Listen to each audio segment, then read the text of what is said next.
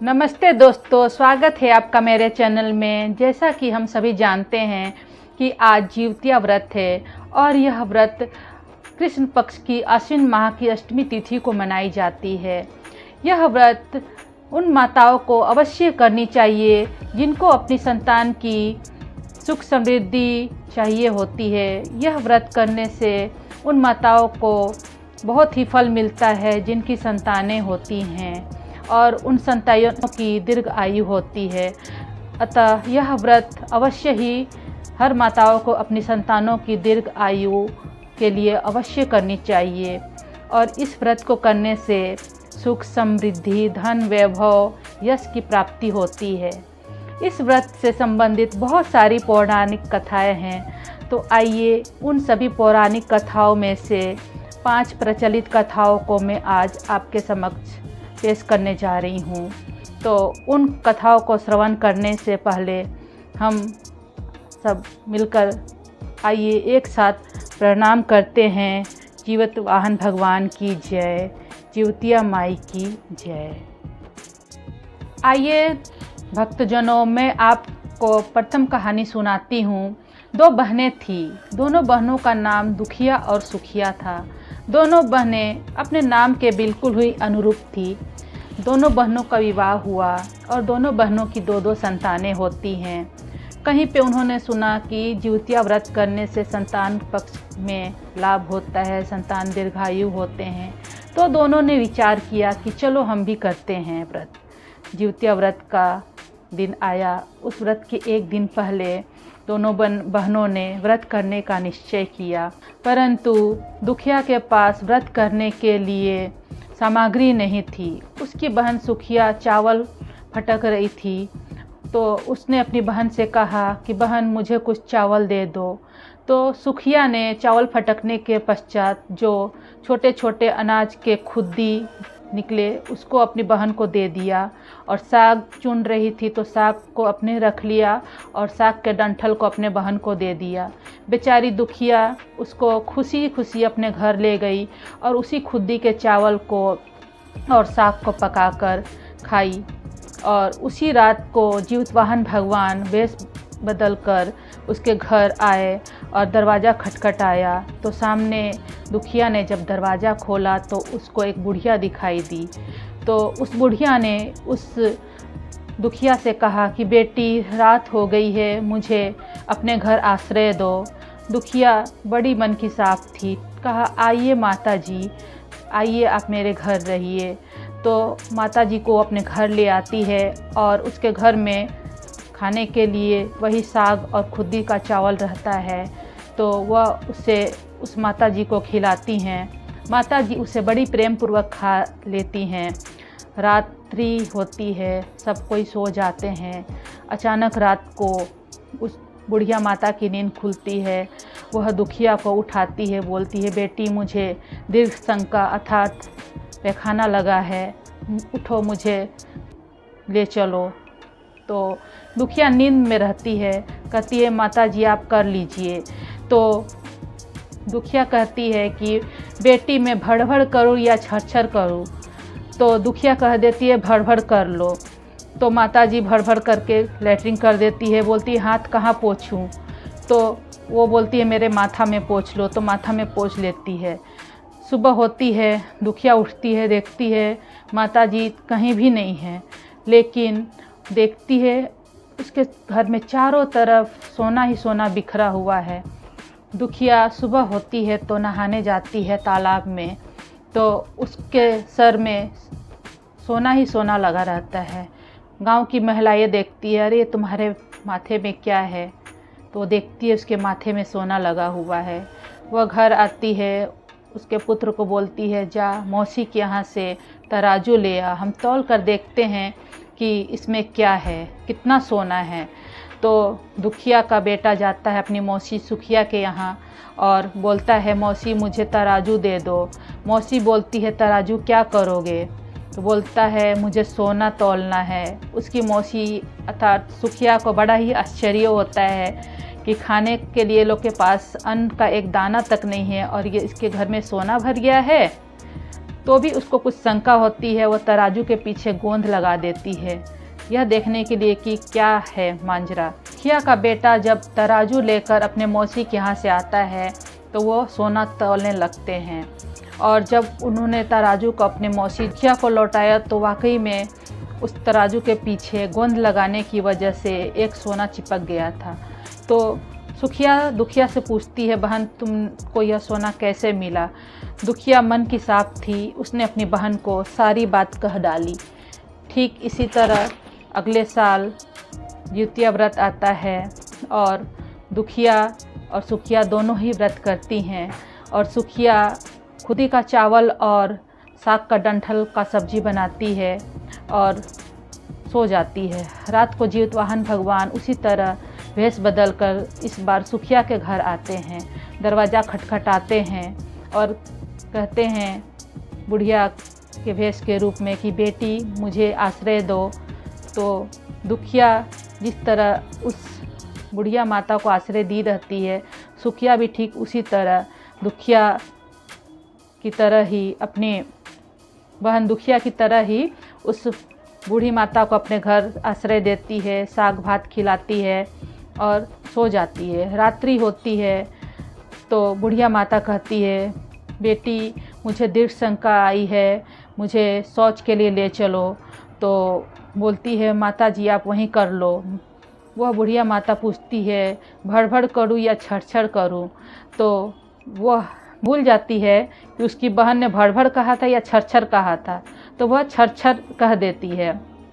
और जब माताजी पूछती हैं कि बेटी मैं अपना हाथ कहाँ पोंछूं, तो बोलती है मेरे सर में पोंछ लो, तो उसके सर में पोंछ लेती है।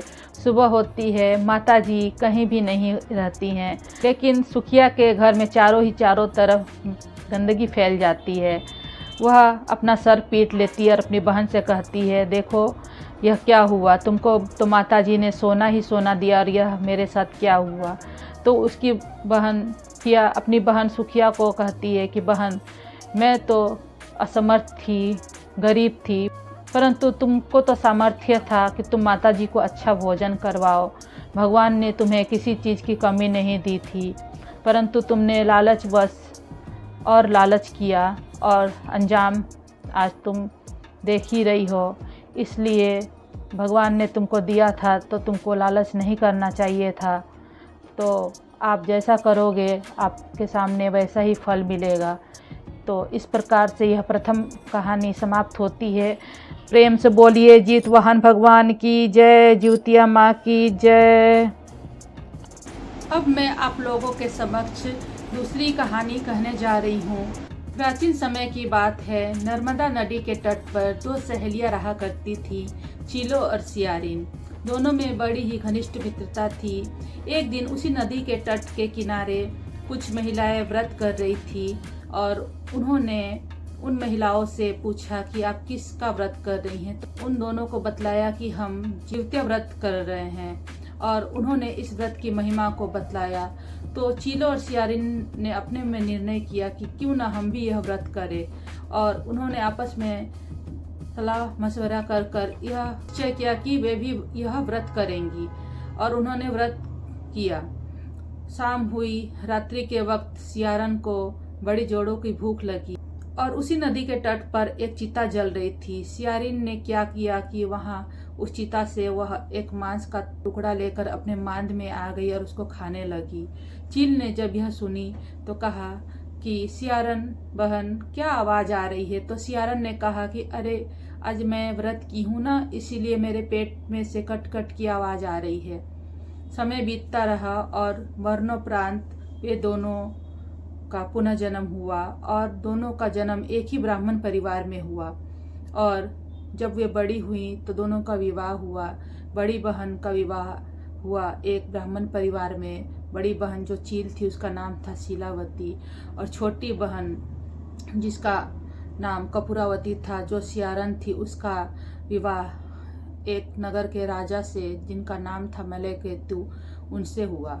समय बीतता और कुछ समय के पश्चात बड़ी बहन शीलावती को 7 पुत्रों की प्राप्ति हुई, परंतु कपूरावती को कोई संतान नहीं हुई। समय बीतने लगा और शीलावती के बच्चे बड़े हो गए और वह उसी नगर के राजा अर्थात उसी के बहन के राज्य में काम करने लगे। उसकी छोटी बहन जो शीलावती थी, कंचनवटी राज्य की रानी थी, उसको अपनी बड़ी बहन शीलावती के पुत्रों से बड़ी ईर्ष्या होती थी।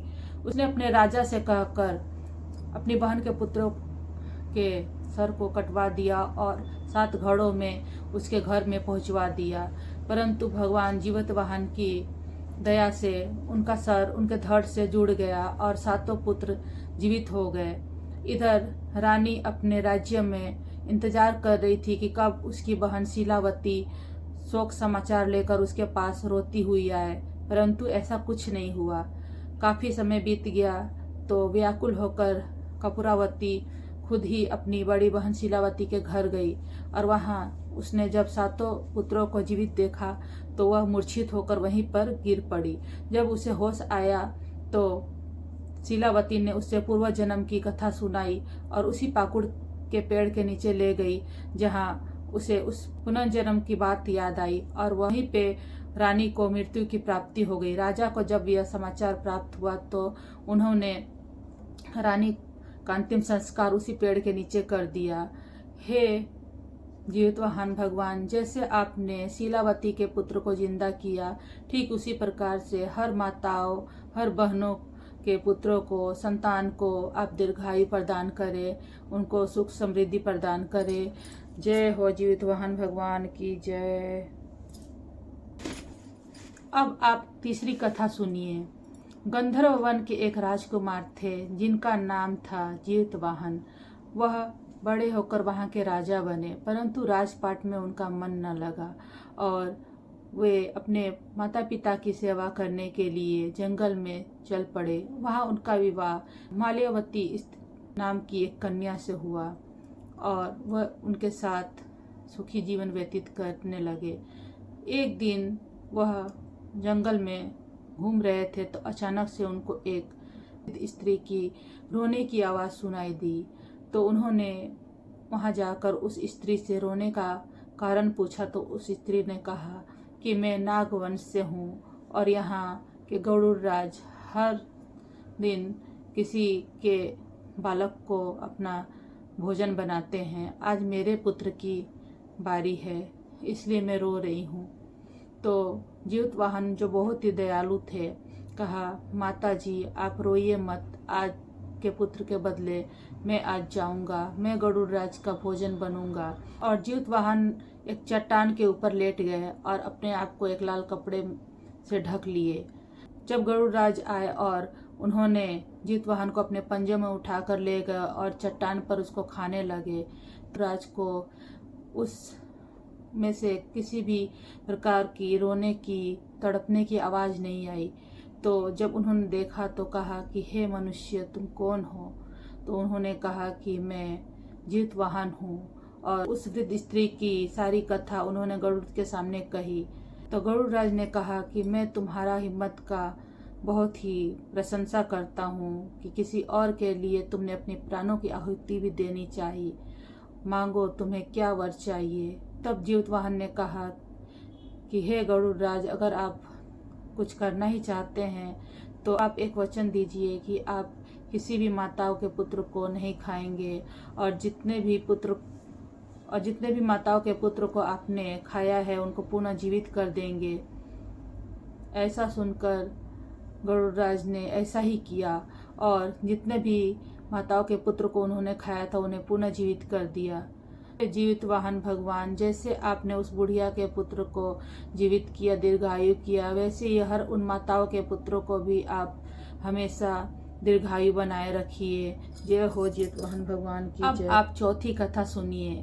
बहुत पहले की बात है, एक नगर में एक सेठ और सेठानी रहा करते थे। उन दोनों की कोई भी संतान नहीं थी।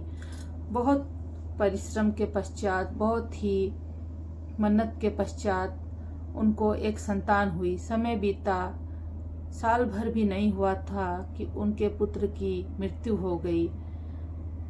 सेठ अपने पुत्र के वियोग में व्याकुल रहने लगा और उसकी सारी धन संपत्ति नष्ट होने के कगार पर आ गई अंत में कुछ जब न बचा तो वह अपने आय के लिए परदेश चला गया और अपनी सेठानी को यहीं छोड़ गया। सेठानी भी अपना संसार चलाने के लिए मजदूरी करने लगी। जब वो मजदूरी करने जाती थी तो वहाँ कुछ बच्चे खेलते तो उनको देखकर उसे बड़ा अच्छा लगता था। एक दिन जब वह अब मजदूरी करने पहुंची पर उसने वहाँ किसी बच्चे को न देखा तो बड़ी व्याकुल हो गई और वहीं उसने मिट्टी से एक पुतले को बनाया और एक बच्चे का आकार दिया और वह उसी से बातें करती। जब भी मन उदास होता उसी से खेलती, बातें करती। धीरे धीरे समय बीतने लगा।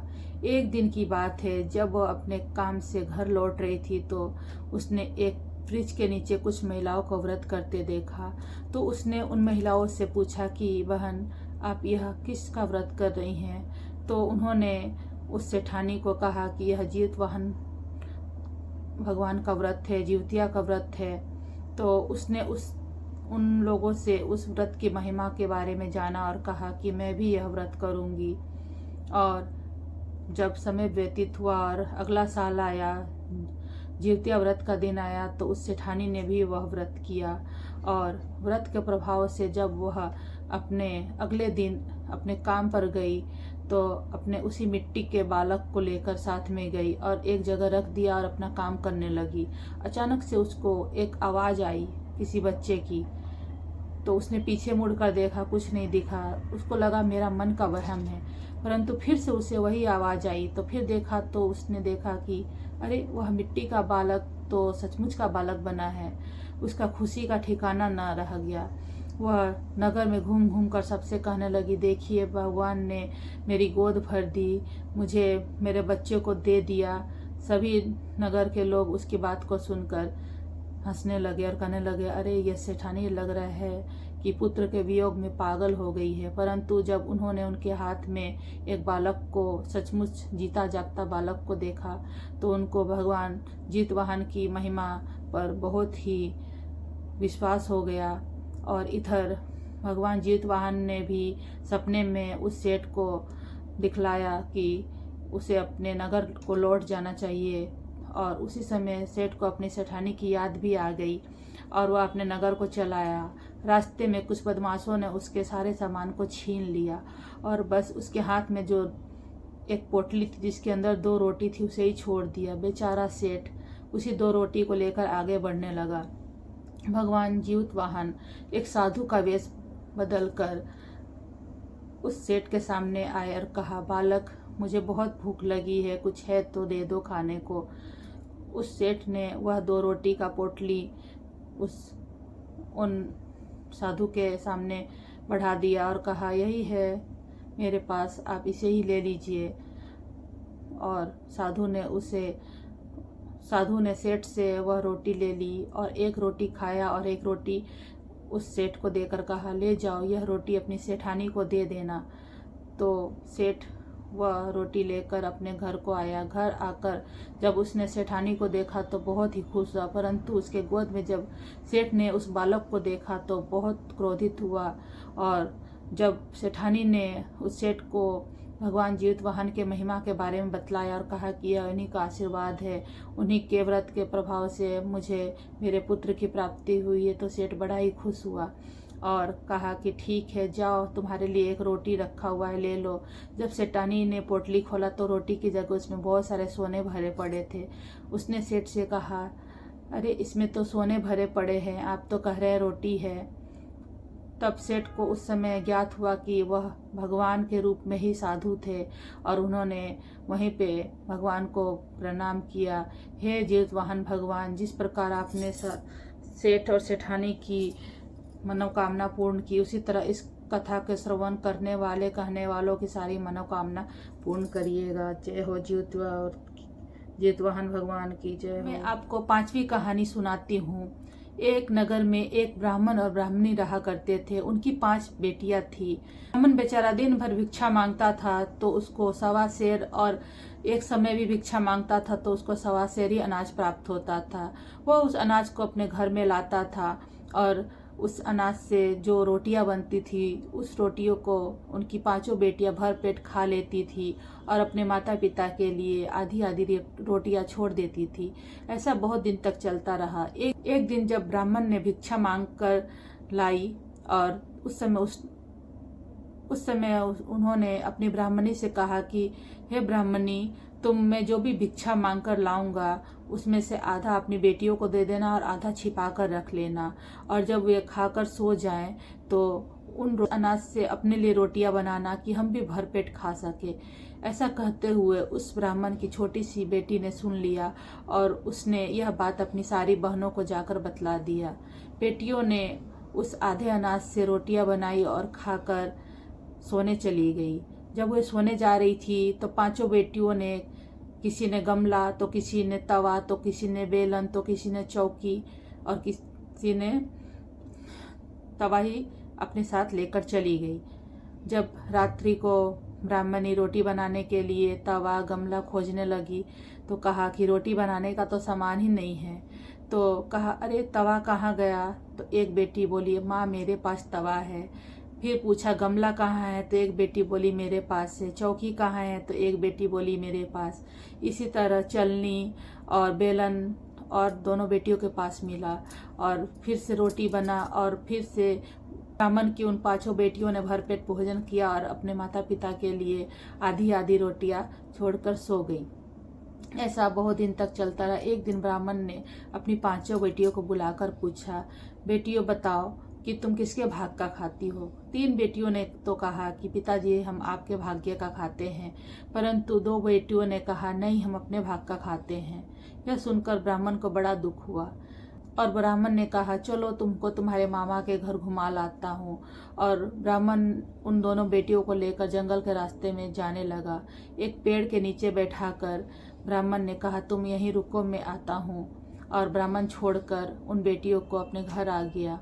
और जब काफ़ी रात होने लगी, ब्राह्मण नहीं आया तो बेटियां डर गईं। तभी ऊपर पेड़ पर से दो बंदर नीचे उतरे और उन्होंने कहा तुम यहाँ क्या कर रही हो? तो उन दोनों ने कहा कि हमारे पिताजी हमको छोड़ कर गए हैं और उन्होंने कहा कि हम जब तक नहीं आते तुम यहीं रहना। तो उन बंदरों ने कहा कि देखो रात हो गई है और जंगली जानवर आकर तुम्हें खा भी सकते हैं, चलो सामने वहाँ गुफा है, हम लोग पे, तुम दोनों वहीं पे चलो और वहीं रहना, नहीं तो बाहर तुम्हें जंगली जानवर खा भी सकते हैं। उन दोनों की बात सुनकर दोनों बहनें गुफा में गई। गुफा में जैसे ही उन्होंने कदम रखा उनकी आंखें फटी की फटी रह गई। उस गुफा के अंदर बहुत सारे सोने चांदी हीरे जवाहरात भरे हुए थे। तब उन दोनों बहनों ने उन दोनों बंदरों से पूछा तुम कौन हो? तो बंदरों ने कहा कि हम राजकुमार हैं और एक साधु के श्राप से हम यहाँ बंदर बने पड़े हैं। साधु ने कहा कि जो लड़की 12 वर्ष से लगातार जीवत्या व्रत कर रही होगी और उनसे तुम्हारा अगर विवाह हो जाए तो तुम अपने श्राप से मुक्त हो जाओगे और फिर से राजकुमार बन जाओगे। तो उन लड़कियों ने उन दोनों बंदरों से विवाह कर लिया और विवाह के उपरांत वो दोनों बंदर फिर से राजकुमार बन गए। और फिर समय बीता और कुछ समय के पश्चात जीवत्या व्रत का दिन आया और उन दोनों राजकुमारियों ने यह व्रत किया और राजकुमार भी बहुत खुश हुए और उनका महल वापस जमीन के अंदर जो गड़ गया था शराब की वजह से वो ऊपर भी आ गया।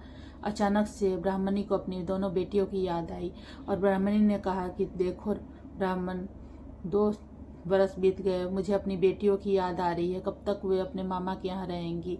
आप जाइए और दोनों बेटियों को ले आइए। ब्राह्मण सोच में डूब गया, मैं तो उन्हें जंगल में छोड़कर चला आया था, मैं जाऊंगा वो मुझे नहीं मिलेंगी। अब तक तो उनको जंगली जानवरों ने अपना भोजन भी बना लिया होगा। परंतु ब्राह्मणी के कहने के बाद वह जंगल के रास्ते गया तो उसने वहाँ एक महल देखा। वहाँ उसने कुछ लोगों से पूछा कि यह महल किसका है? तो उन्होंने कहा कि यहाँ एक राजा रहते हैं। वह डरते डरते उस राजमहल में गया तो उसकी दोनों पुत्रियों ने जब अपने पिता को देखा तो दौड़ती हुई आई और अपने पिता के चरण स्पर्श कर लिए। पिता अपनी पुत्री को सही सलामत देखकर बहुत ही खुश हुआ और अपनी गलती की क्षमा मांगने लगा। और भगवान जीवितवाहन की दया की वजह से आज उसे अपनी पुत्रियों को भी प्राप्ति हो गई। ऐसे हैं भगवान जीवितवाहन, और भगवान जीवितवाहन सबकी मनोकामना पूर्ण करते हैं। जय हो जीवितवाहन भगवान की, जय हो।